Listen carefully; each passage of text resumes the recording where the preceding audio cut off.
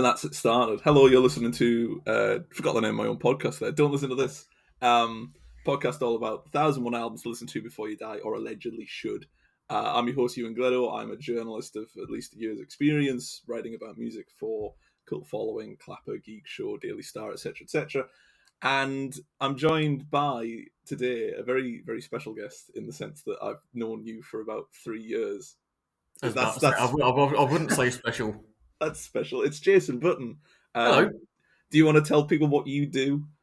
Oh, okay. I'm a oh God, where to start? I'm a journalist, music fan, live music addict.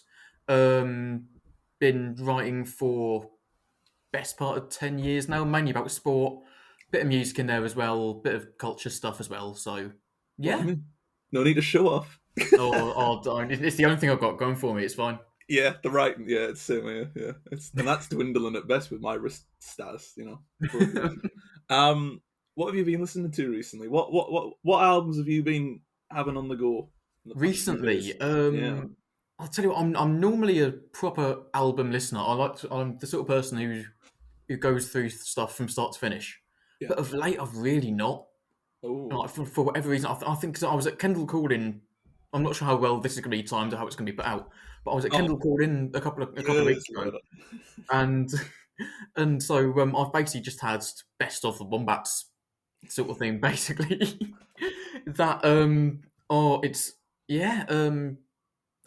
there's, to be fair, it's annoying because 2022 has got some amazing albums. There's been all sorts of amazing things, but I keep going back to Yard Act and Wet Leg. Yeah, that's the exact same. I've got it was Yard Act and Wet Leg are always on the playlist, and it's like, should I give this new Panic at the Disco album a listen? No, I don't think so. It's back to Elton John covers with Yard Act. So much nicer. It's a very good cover though, isn't it? It is, yeah.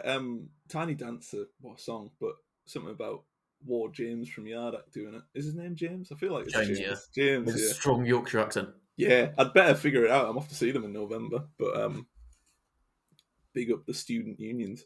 But we're talking about Arctic Monkeys today. From one Sheffield band to another. There's a lot of bands from Sheffield, I've noticed. A lot of artists from Sheffield, such as, the people that made the best album of all time, Pulp, but I'm sure we'll get into that later. There are, considering, whatever people say I am, that's what I'm not. That's their first album, Arctic Monkeys, 2006. And from there have become this astronomically huge band. But this is the only album they've got on the list, which I think is weird. It's also, I think, their only album that is almost good all the way through. Oh, right, okay. I'm not going to say it's the best album, but it's the only album that I think is consistent enough to warrant it being considered to be a truly good album. Okay, all right. I'm not having this AM's the best Arctic Monkeys album. No. No, absolutely not. Not having that.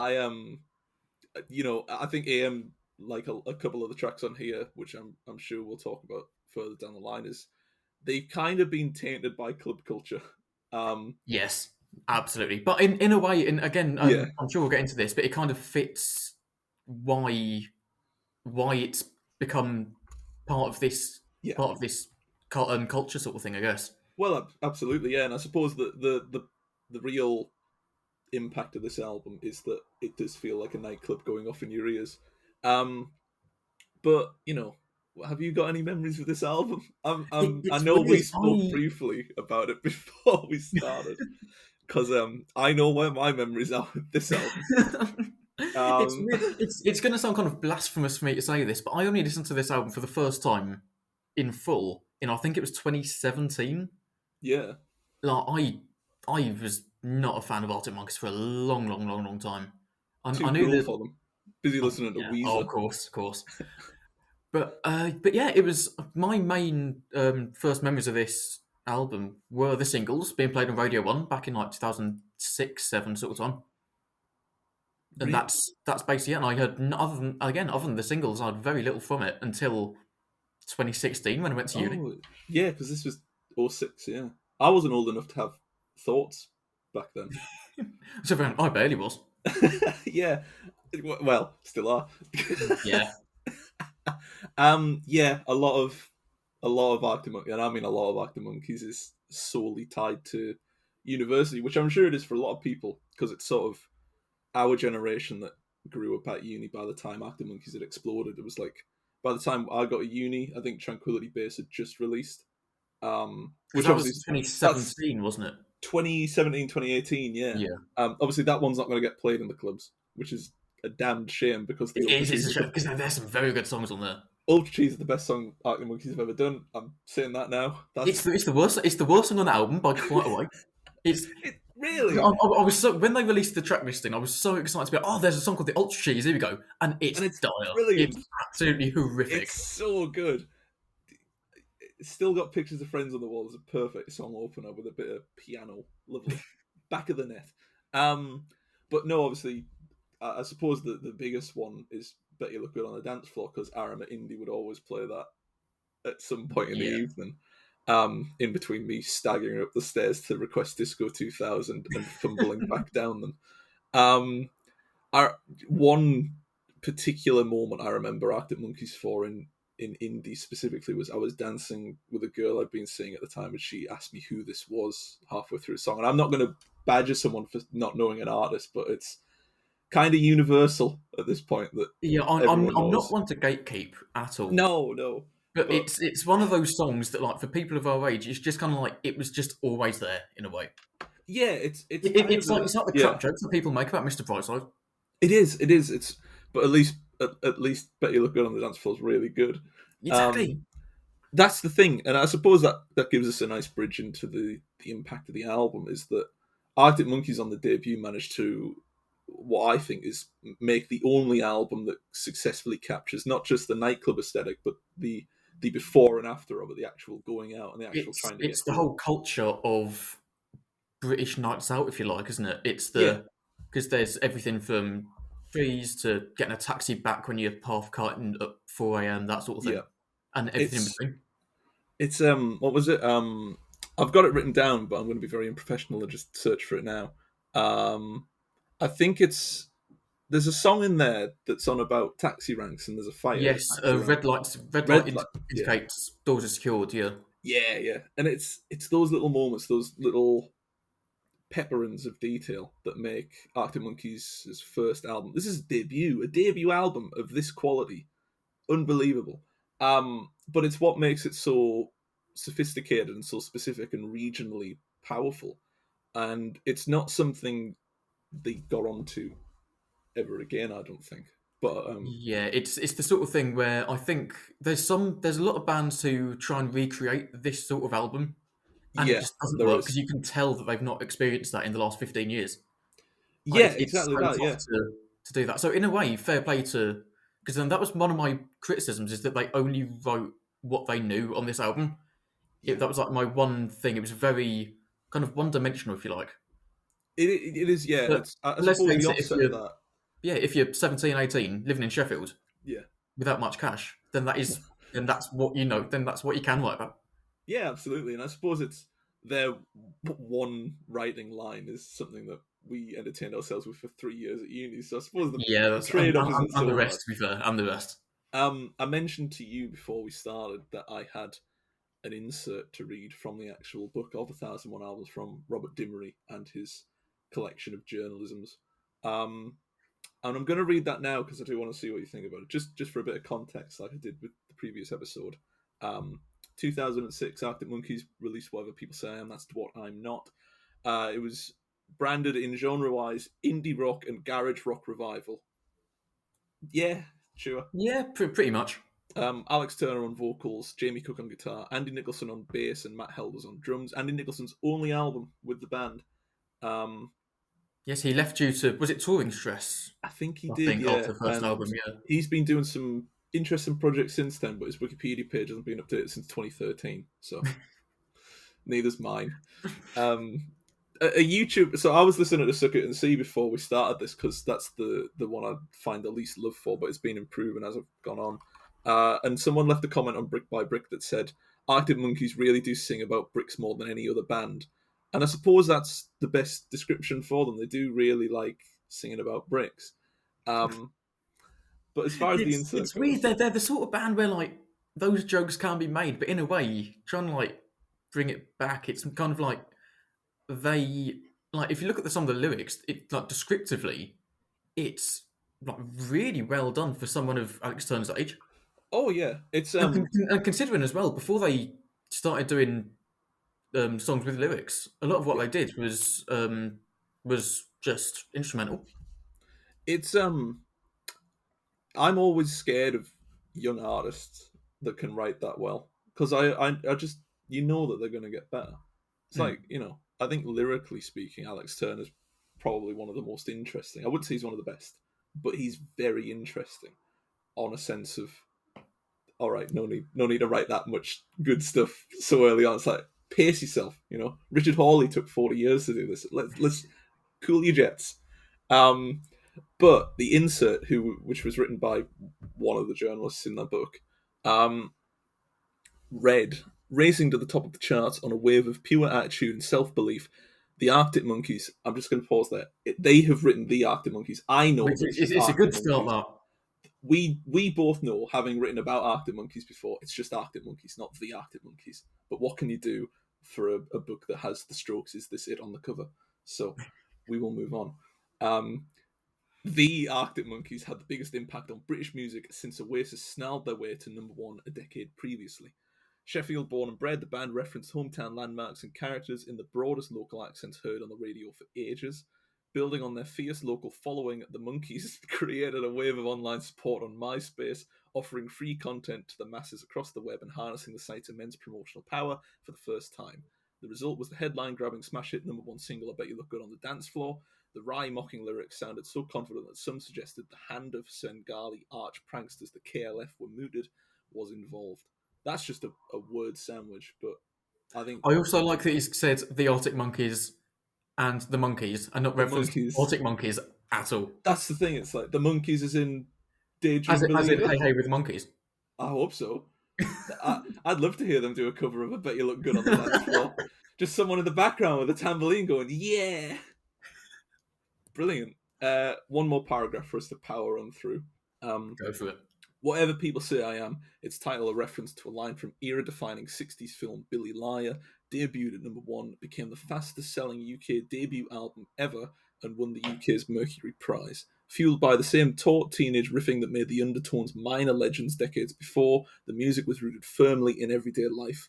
On Perhaps Vampires is a bit strong, but the Arctic Monkeys ably critique the tabloid-fueled rock celeb scene. Well, I ain't got no dollar signs in my eyes. That might be a surprise, but it's true. As most rock stars are more likely to be seen drinking at a showbiz party than playing a guitar, what could be more rock and roll than that lyric? Um, a lot to unpack there. Like Christmas morning for music fans, that is. It's there's a lot in there, isn't there? I just want to, before we dive into the obvious problem, I just want to say, well, I ain't got no dollar signs in my eyes. That might be a surprise, but it's true. Out of every lyric you could pick from Alex Turner as a critique of the music industry, why that one? I was about to say because there's a whole song on this album, "Fake Tales of San Francisco," which I Yeah, would argue makes that point far better it does. than that lyric does. The line about the wannabe rockers sorting their lines in the bathroom, that's Hmm. much better. Um, but again, like I said to you before we started this recording, a lot about Arctic Monkeys being influential and popular and crucial to the music scene. Not much evidence of it. We both know that there Yeah. is something there. They don't. um, there's a lot there, and Arctic Monkeys are critiquing the tabloid-fueled rock celeb scene, but not with that song, which is arguably the weakest song on the album. Yeah. Um, it's just strange words. It is, and it's something that just like makes it sound as though I don't want to critique someone who's put a load of time into this massive project. My whole podcast is based on that. That's what I'm here to do. But like it's odd that the main focus of that is the music itself in a way, Yeah, because there's so much behind. Because like, let's face it, how many albums are there done by bands around that sort of time about getting pissed and going on nights out? The What? main thing about this should be the way that it was released and popularised, because otherwise you could basically just put in the pigeon detectives in there, and it'll make no difference at all. Please don't mention the pigeon detectives in the same light as Arctic Monkeys. Thank you. Not on my podcast. I'm gonna get hate tweets after that, aren't I? Yeah, just wait until you do a Bob Dylan episode. That's where the fun begins. Um, yeah, but you are right though. It is essentially what makes this album different to a lot of the others at the time is the lyricism and how it was released. That MySpace bit, I didn't know about until I'd read this, but then did about 2 seconds of research and thought that is pretty cool. Um, it's a rare example of an artist adapting to the times around them and thinking this is going to be the next big thing, and being correct. Um, I'm sure there's other examples that have left my scatterbrained memory, but It's also interesting though that at the time, I think I remember reading that they didn't intend to use social media at all. It was a purely fan led, not campaign, but it was a fan led a page and movement site in and that everything, sense. yeah, Yeah, that's even more impressive. And I suppose if MySpace was still a thing, that would be cool. But I never had MySpace. I wasn't around I for was it. I was a couple of years too young for MySpace. Yeah, Yeah, that's we should bring it back. But speaking of bringing it back, let's bring it back to focusing on the album.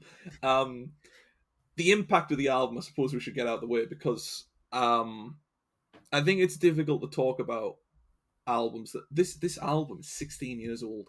I didn't know that's that. terrifying. That is That is utterly terrifying. horrifying. Yeah, I mean, you know, AM was 2013, which is like their big album. Um, Well, in well, America, and yeah, their American break, which yeah. is what Blur always wanted but could never do. Um, it's. I'm just gonna sort of say what I think of this album. It's likely one of the best debut albums we'll ever see. It's monumentally good. I can't think of many other debut albums that are this good because for all there are great musicians and better lyricists, none of them had the context and the quality that Arctic Monkeys displayed on their first album. And I think a lot of that has to do with how they paced themselves into going into the album. It reminds me of what Talking Heads did, where they took 2 years to make their first album. They refused record deals. They refused to be rushed into the studio because they wanted to make sure their sound was right. And you get that feeling with Arctic Monkeys. They've got a clear pattern and a clear path to follow and pursue on whatever people say, and that's what I'm not, which is capturing the aesthetics and qualities and sounds of a nightclub atmosphere, the fallout after it, and the build up before it. And it's done with such confidence, considering it's their debut, that it's a bit scary. That's um, the thing with me. It's the confidence in which they're able to just like throw themselves out there, and I yeah, think as well, going back to the MySpace hype surrounding it, I'm an absolute sucker for track listing and the way it's yeah, like developed and that sort of oh thing. yeah, So when the opening line of an album is "Anticipation has a habit to set you up for disappointment," it's yeah, perfect. It's this brilliant just poke, just see what happens oh from yeah. there. It's It's brilliant comedy. it's unbelievable. It's essentially a slap back at the critics who might not enjoy it, but also Alex Turner being a bit nervous. It's like just steady your expectations. We're going to release Tranquility Base and blow this one out of the water years later. Don't laugh. We've got Because the vinyl behind me. it's a similar thing to there's that famous video where it says "Don't believe the hype" before Yes, yeah, setting off yeah. in. It's a very similar thing to that, isn't it? It is, yeah, and it's kind of where I like the KLF reference in the insert is that KLF were really actively going against their audience, their Mm. critics, and people that wanted to listen to their music. Um, I think that the infamous story that I always remember, and I've not read the book yet, but they took the money that they made from their single, like their hit Doctor Who rip-off thing, took the money out in cash and then burnt it in a Yeah, boathouse because yeah. they They went up wanted to nothing to do with it. it was a Scottish island in the Highlands, I think, wasn't it? Yeah, yeah. They And just it's burnt a million there. Yeah. now obviously I'm not saying Alex Turner's going to do that with the proceeds he got from whatever people say, but there is that spirit underlying the album. There is Mm. a real attitude here that would build and build really nicely onto their follow up album, which was Favorite Worst Nightmare.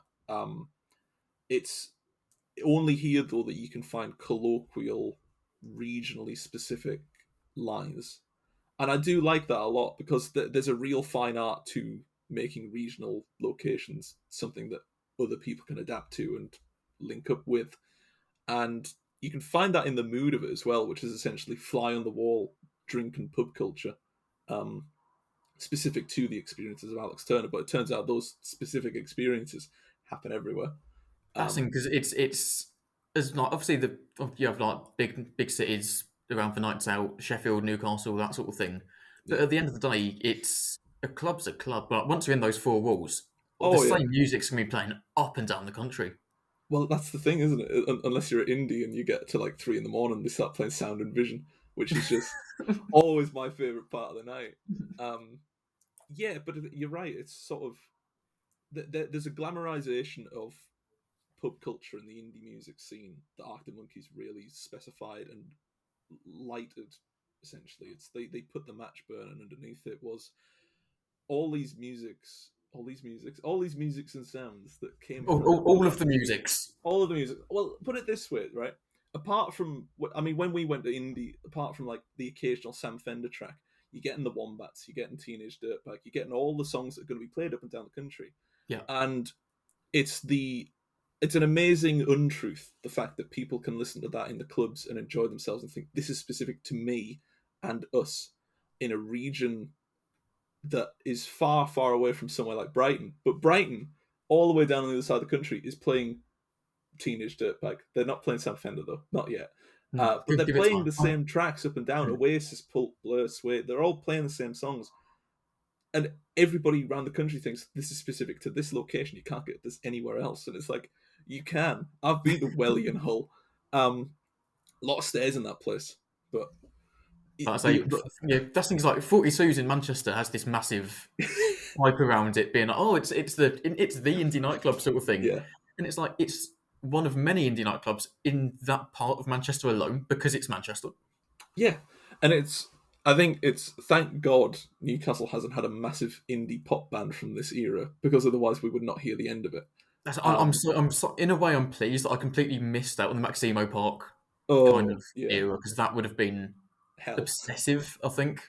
I only barely made it through the Kasabian era when they started coming up here. That was hell on earth. Yeah, man, it's because I saw Kasabian in 2008, Yeah, and from there I just like, okay, there are bands that exist, yeah. They and released a that's new about album it for me. today. I think today. Well, when we're recording this, I think they're gearing up to release a new album, Yeah, which I think is they announced it a couple of days ago, wasn't it? yeah, yeah. It's a grim time for music. I'm just sitting quietly until Pixies release their new work, which will be out by the time this podcast's out anyway. So it was pretty good, wasn't it? I mean, I've already listened to it. I got sent the screener for it, but as far as that music culture goes, though, what Arctic Monkeys have managed to do is blend a perfect balance between this is their experiences with it, but they're just so universally accepted. Like we've all seen a fight in a taxi rank. We've all seen someone neck a bottle of Smirnoff Ice. You know that I used to drink that pre-drinks. I'm not saying a word here. 2 liters of Smirnoff Ice. Oh God, it didn't get you drunk. It just made your stomach hurt. But as far as speaking of stomach hurting, the tracks and the overall quality of them, what a good seg that was. I've got a lot of praise to place on Matt Helders on drums, who must be knackered at the end of these recordings. That's unbelievably good. I think he is, I think, in terms of technical ability, probably the best member of the band in terms of Yeah. what he's done, and just even like away from the band, because he's done a few other bits. He's come on live for other artists. I think he was drumming for Iggy Pop at one point, Oh. Oh. and like yeah, Iggy Pop, as in old as in Iggy Pop. old Iggy Pop. Oh. Iggy Pop, as in please stop taking your shirt off. You're not at the age of I think there's a clip. Yeah, I think Iggy Pop was on Jules Holland a few years ago. Yes, I know exactly which one. Yes, He's got the blazer and he starts like stripping it off. It's like, please. but Don't yeah, do that. if you look at the drummer from that, it's Matt Helders. Matt Helders. He gets around more Matt Helders, doesn't he? He does. That's thing. He's really high demand. He's very, very good. And Yeah. can I say as well? Going back to, I don't want to screw up the Oh, time. don't worry about it. We're a freewheeling podcast. You go Beautiful. But it's interesting that you said about how long you think it took for the band to develop their craft, because for it. Yeah. them going with Domino Records, this can sound really odd, but Domino Records, they allowed Franz Ferdinand to spend so much time on their debut album 2 years previously. It was, yeah. Franz Ferdinand was so aware of what labels could do, and Domino came in and went, "Take your time. We're going to make sure it's good. Just Yeah, do what you can do with it." And I can only assume that that's exactly what happened with Arctic Monkeys coming into this. without a doubt. Yeah, I mean the amount of horror stories we hear about record labels interfering with artists. I mean, the infamous one for me is for 10 years Johnny Cash was making albums and nobody knew about it because his record label were burying them. Um, it's rather reassuring to see. I mean, Franz Ferdinand's a great example there because that album is fantastic. Um, with Arctic Monkeys, you do get that feeling. Yeah, you're absolutely right. Where it's you know something's building, and I think the people in charge could see that, and it's like just take a step back and then let it explode. Um, Especially in the way that Arctic Monkeys were getting big. It wasn't really through the label. If anything, it was quite easy for them it to was through just. MySpace, friends. That's the thing. There was no. I mean, there was probably an advertising budget in one way or another, but like Yeah, not in the same ways they would have been for other albums at the time because it yeah, was so easy absolutely. just to do Yeah, it all not organically. and I suppose the longevity of it as well is that that album cover is now synonymous with modern culture. I don't want to say it's as big as Abbey Road, but it has that effect. You know, it Mm. has the. If you see a guy smoking a cigarette on the front of an album cover, it's like, oh, Arctic Monkeys. It's gotten to the point where if Peep Show memes are made about it, then it's big. You know, you've got Mark Corrigan smoking a cigarette on the front of it with whatever people say I am. That means it's done. It's hit its peak of culture. But there aren't many album covers that I can think of that are so simple yet so loved. It is because Um, I think I read the story about it, and they did. They just got him pissed and just took yeah, quite from it. it's brilliant. That's how all albums should be made, unless it's like opera. Maybe opera would be a bit better if it was pissed, though. You know, No, you never. I'd pay good money to see it, which I wouldn't do with normal opera. To be fair, what's his name? Andre Ryu. What's his name? The guy that always does it on Christmas at Night of the Opera. is it Andrea Bocelli? Yeah, something like that. Get him a Yeah. few Thunderbirds and see how it goes. Done. Easy.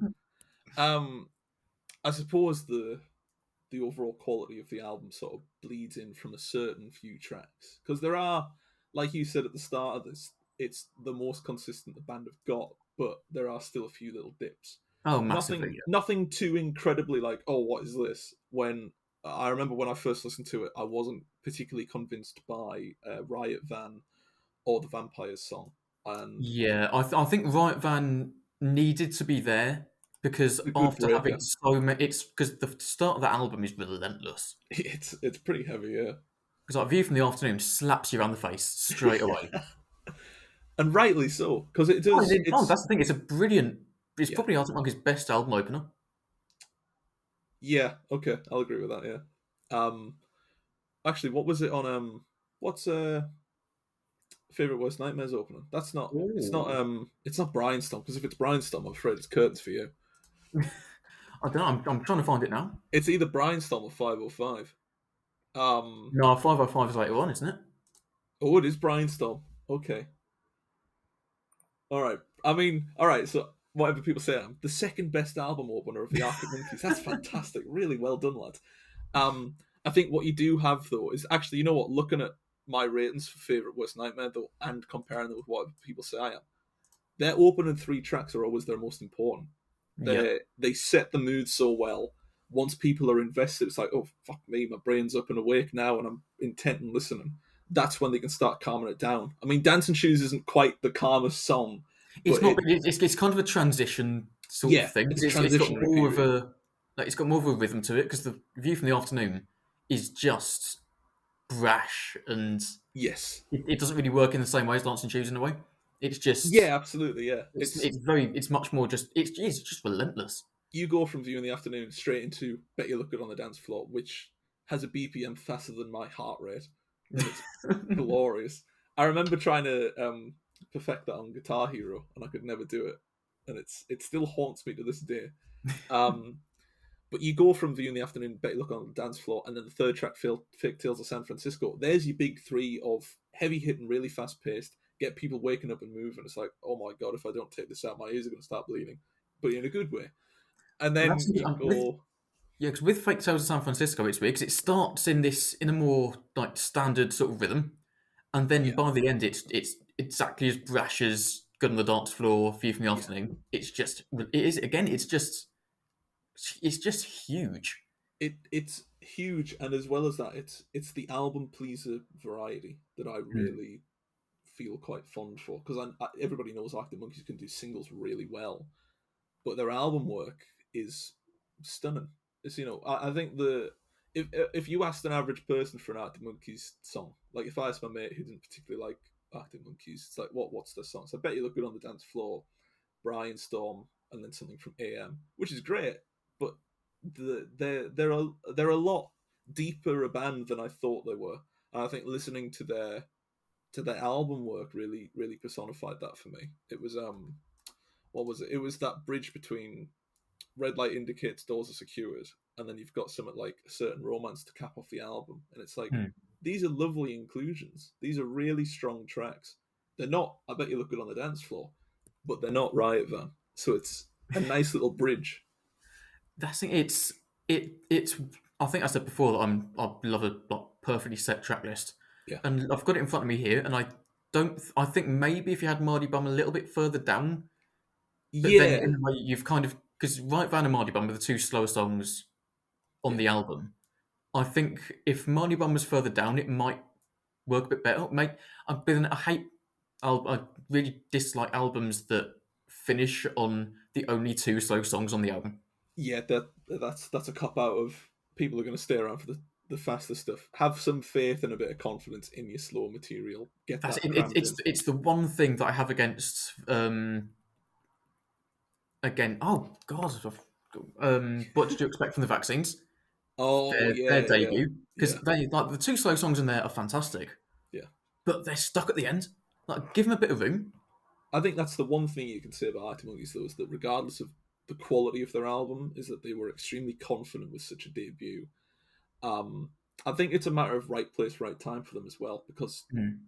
at the time with the sort of surge of indie rock bands and stuff, which we're kind of not seeing a bit now, but there are remnants of it coming through with stuff like Wet Leg, Yard Act, and a bit of Sam Fender, is that there just needs to be confidence in the slower material, because the issue that someone like Scouting for Girls, for instance, might have is that their best song is probably the She's So Lovely, Mm. and it's a bit quicker, it's a bit better than most, but it's because they've got no faith in the rest of their tracks. There's no inclination for us to listen to them because they don't talk about them.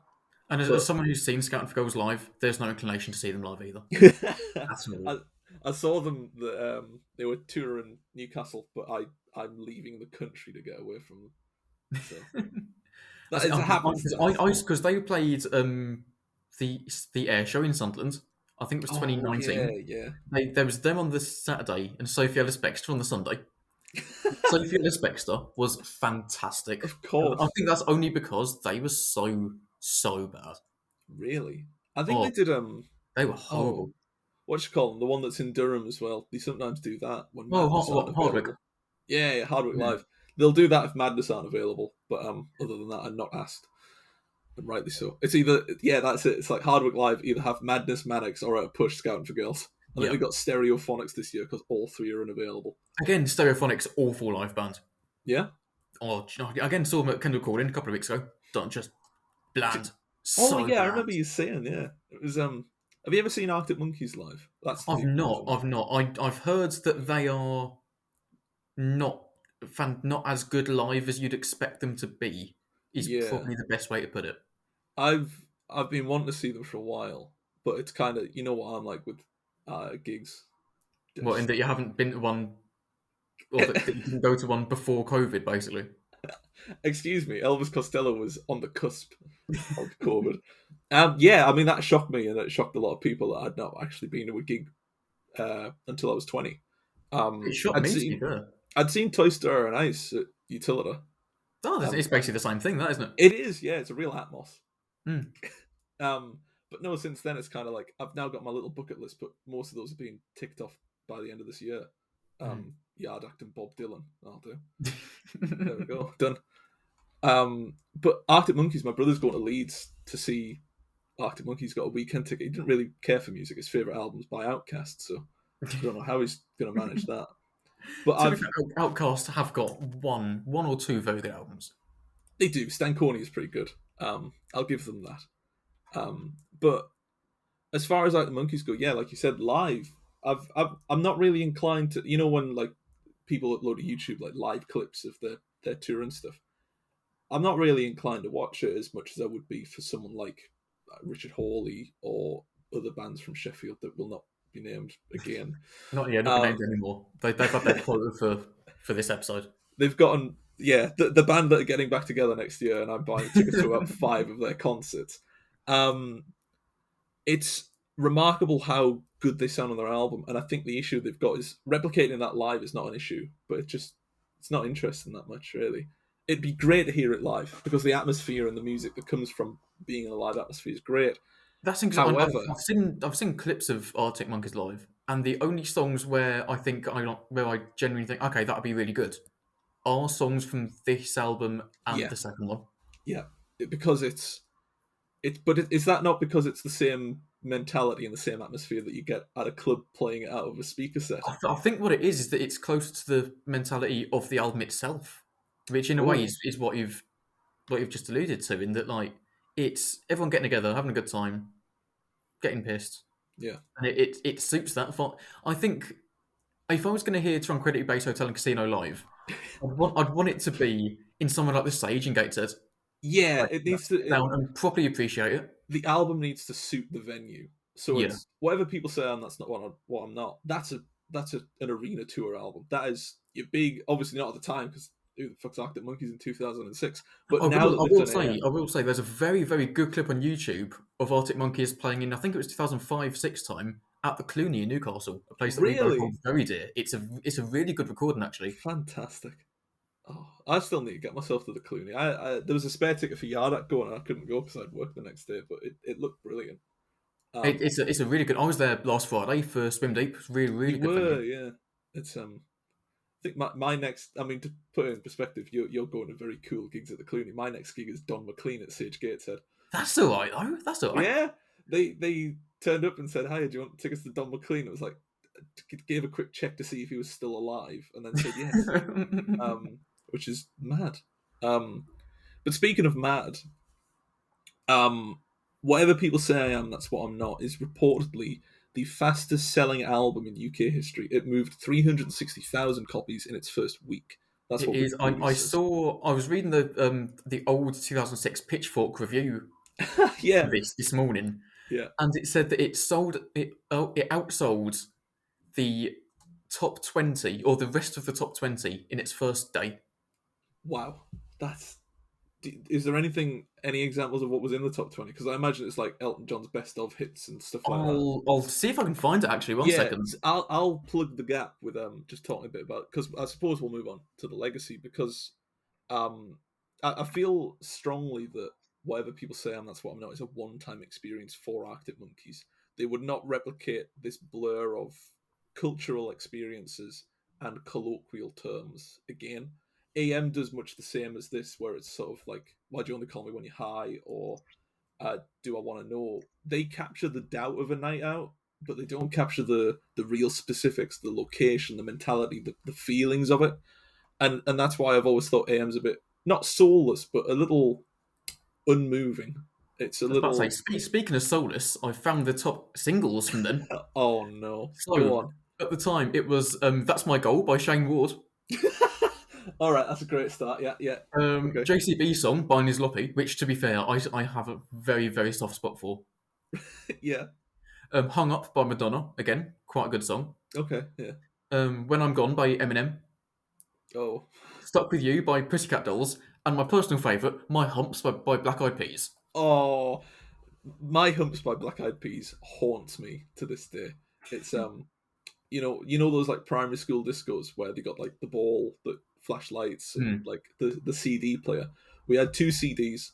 We had, now that's why I call music, I think it was like 55, which had My Humps by Black Eyed Peas on, and we also had the best of Phil Collins.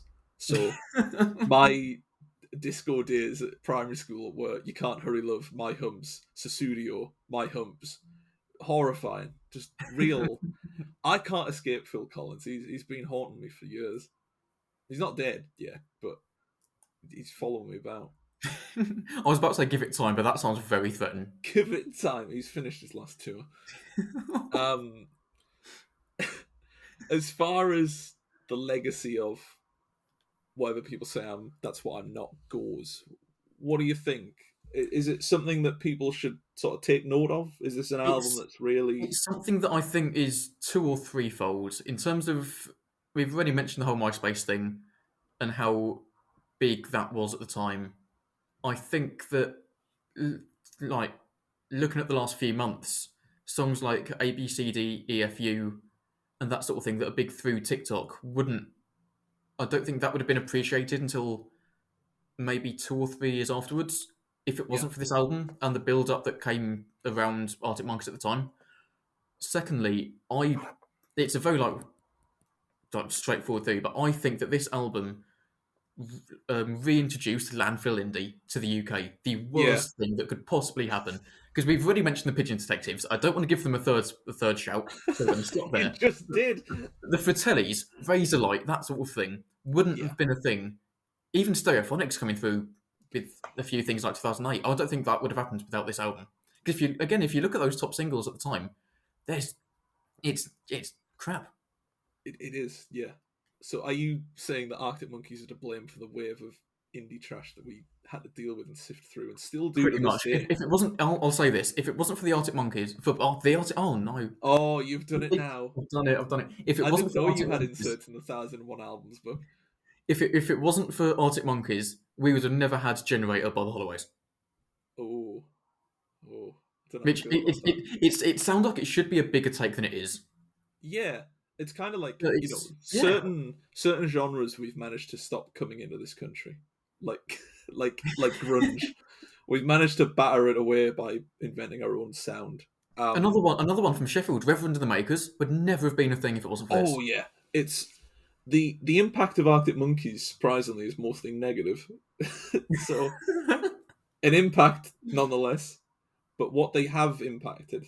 And I think that's the issue I've got for a lot of even albums from like the 80s. I can't really chart exactly who they've influenced. I can't say specifically this has influenced this. And with Arctic Monkeys, I imagine there are a hell of a lot of bands that we've not heard of coming up through the grassroots now that are influenced by this album. I'm already thinking bands like the K's, the Sherlocks, who I used to like for a very short time. Things like that. It's like the Sherlock's debut album is basically this, just Yeah, not as heavy. yeah, It's exactly the same themes. It's just getting pissed, going out, and the antics that come from that. I will say as well that this album I think influenced the industry more than it influenced artists. yeah, In the again the way it was put out, the way that it kind of showed that there was a way for guitar music to be that big again yeah, after 10 years after Oasis came and fizzled out at that sort of time, and yet they yeah, kept going for yeah. another 3 years. It's amazing that Oasis. Yeah, it's kind of. I'm always shocked by the existence of bands at the same time as others. Oasis had another 3 years after Arctic Monkeys released their first album. Like And they, it's they were still getting top 10 singles as well. yeah, yeah. It doesn't make sense to me. I can't connect those together. It's. I mean, it's like 3 years later, Oasis had disbanded. Blur were back together, and it's like what? That I was about to say, yeah, because Blur did loads of stuff, Yeah, split up, came back, and then played the Brits. By the time they that did. Oasis Yeah, was still going, that's pretty much. It is, yeah. I mean, Damon Albarn had made Gorillaz and then got bored of it and came back to Blur by the time Oasis were just about to split up. Um, do you think Arctic Monkeys have a sort of hold on that though? Because surely the sort of surge in guitar music being popular again, old bands that had lost their popularity are starting to turn their head and go, "Hang on, there might be something going on here." I do, Like, and I think you yeah, said before it was a case of right place, right time, and I think it yeah, applies for this as well. It's one of those things where it's like put it in 2003. I don't know if that would have come through as well yeah. because you had White Stripes coming through. The Strokes were getting much bigger. Big, Well, as big as you can get yeah, if your lead singer is Julian Casablancas, but big in Japan. exactly. I don't mean to slate the Strokes. I do like Is This It? I just don't think it's the peak of indie pop from the early 2000s. I think this No, might be it. it's really not. Um, And another one as well. Hot Chip. I reckon oh god, yeah, they. Hot Chip, Yeah, I think if it wasn't for this, they'd be. I dead. don't know because I know they've only got like 2 or 3 hits, but like I don't know if they'd been given the chance to do that if it wasn't for seeing that this sort of thing was coming through. Because again, you've got to remember that Arctic Monkeys came through mainly through loops and that sort of thing, Yeah. through instrumentals before Alex Turner went, oh, you know what, I'll turn up and To I'll start actually playing. start whining about New Yorkshire accent. Do you want me to ruin your day? Oh, At, when I'd love that. at the time of recording, so it's the 20th of August, yesterday Hot Chip released a new album. Oh, I know that because I was going to see them at Kendall Calling, and I think they clashed with, I think it was the Snuts. That's understandable, yeah. I've seen a third of Hot Chip live, and I can't remember his name. What's his name? Alexis Taylor. I saw live. Mm, He okay. opened for Jarvis Cocker with his new album. Yeah, good work, Alexis. I can see why you got Hot Chip back together. But speaking of great music, such as Hot Chip's discography, what would you say is the best track on Whatever People Say I Am? That's What I'm Not. I think it's. There's songs that I have certain things towards. I love the start of Rich to Rubble, from Rich to Rubble, Mm, mm, and that kind of not quite spoken word, but that kind of bit there talking about the bounces. I love that. yeah, Certain bits and certain romance are brilliant, but I think Fake Tales of San Francisco is the one that I yeah, attach myself to the most, just because in a way it kind of sums up what they were about at the time. It's staying close to what you know. It's taking the piss out of those who deserve to be taken the piss out of, yeah. and it's just doing things their own way and just doing things. Yeah, it's also just a really good song. And the way it builds and then crashes into similar way to View from the Afternoon, I think makes that the best album or best single on the album. The best single on Single, the album. the That's best. yeah. The best album on the album Oh, is Fake Tales from San I've Francisco. not been on a podcast for so long. It doesn't help that we started this at like 10 in the morning. But some of us have got golf to play. Not proper golf. I'm not Tory, but I've got crazy golf to play. Yeah, get on the greens Um, like one, yeah. oh yeah. I mean, I live near a golf course. I walk past it when I go for my walks. And do you remember in lockdown when I was trying to look for chickens? Yes. Yeah. when I, How that completely just went from my mind for a when I second. was when I was looking for chickens in lockdown because I'd never seen a chicken until 2021. When I was looking for chickens, I thought they were wild chickens. Like I didn't know that all chickens have been domesticated. So I would walk past the golf course. I would walk the length of the golf course and then some. I would walk from one town to the next, which is like 10 miles, looking for chickens. Nothing. But while I was on those walks, That makes it sound like some sort of medieval peasant. I'm searching for chickens so I can feed my family. It's no. I actually had to go a half-hour drive away to see one. But I have seen one now from a distance. I didn't touch it, but didn't want to attack nature, Yeah, I think Fake Tales of San Francisco is like the dark horse of this album. It's really not enough people talk about how good that song is because obviously it's overshadowed by the best album track, which is I Bet You Look Good on the Dance Floor because I'm a generic indie kid. Who spent too much time in Indian Sunderland. Spent too much time doing a two-step head bob with a vodka cork in one hand and my other hand in my pocket. No, I think this is the second listen I've done of this album, and what I've noticed is that the tracks that aren't singles have improved marginally. Red Light Indicates Doors Are Secured is a great piece, and like many pieces on this album, are guitar heavy. That guitar music is something we spoke about very recently there, and it's hard to overstate how important that is, not just for Arctic Monkeys, but the wider genre that it would soon become. And I think that's why I Bet You Look Good on the Dance Floor as well, because while the lyrics are great and the drums are really heavy and everything just crashes together, you can still hear that guitar solo just scuttling through, and it's delightful. It's such a treat. It's one of those where it just fits perfectly. Yeah. And I think because of the way everything's crashing around it, just having that, it's not even delicate. It's just the way it's done. It's really well produced in that way. Yeah, the production of this album's incredible, but is it? So we have essentially on this 1,001 albums list, and then there's a couple extra that have been lopped off. space for one Arctic Monkeys album because the people that made this list thought there's only one that needs putting on. Is this the album that should represent Arctic Monkeys on a list of the 1001 best albums? I think it's the album which best represents what they were at the time, and in that mindset, it's the one which allows you to see who they were during the process of them becoming what they are now. Whether Yes. whether or not they're good or not now is a whole other discussion. But Do you want to this, have that discussion? I'm very tempted, but I've not listened to AM enough times. I think I've only listened to it once in full in the last 5 years because I just cannot It's stand it. it's not very good. It's It's fine. awful.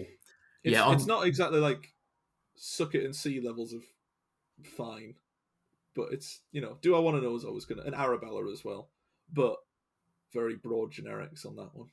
yeah. So that was a long answer. Short answer: yes, this should be on the. Yeah, just Basically, that's yeah. it. You wouldn't replace it for say favorite worst nightmare. No, favorite Or worst nightmare is good, but I think yeah, this puts them at a place which suits them within the time scale of which they're in. yeah, okay. Yeah. Not Tranquility Base Hotel Casino either, I imagine. As much as I love the Ultra Cheese, no. That's see, that's the thing. It's kind of like I feel like whatever people say I'm, that's what I'm not. Is the best representation of what Arctic Monkeys can do best. However, favorite worst nightmare has better musically technical elements with stuff like Hmm. Brian Storm and Teddy Picker, whereas Tranquility Base Hotel and Casino, you're not going to like me for saying this, has better lyrical qualities. Um, Oh yeah. but Oh but yeah. whatever people say I am, that's what I'm not. So sees them lurch towards what they would soon become, and they've not had an album. They've not had an album since that blends the two qualities of their music together so well. It's not Hmm. my favorite Arctic Monkeys album, but it's absolutely the one that represents them best. Yeah. Yeah, because the best one is Ultra Cheese. We're not going back to this discussion, honestly. I just think it needs a proper go around. People need to lighten up. That's it. I don't mind the album, but the Ultra Cheese is the. I don't say the worst song on there because I've not heard it for a while, but it's down there. I'd say bottom third. NME ranked it at 13th out of all of the Arctic Monkeys tracks. No. Yeah, Really? yeah, 13th. They're Makes me taking the cry, that piss now, song. I swear to God. Brings a tear to the old peepers. It doesn't, but very good song. It's really not. I suppose we'll end on that lovely high note.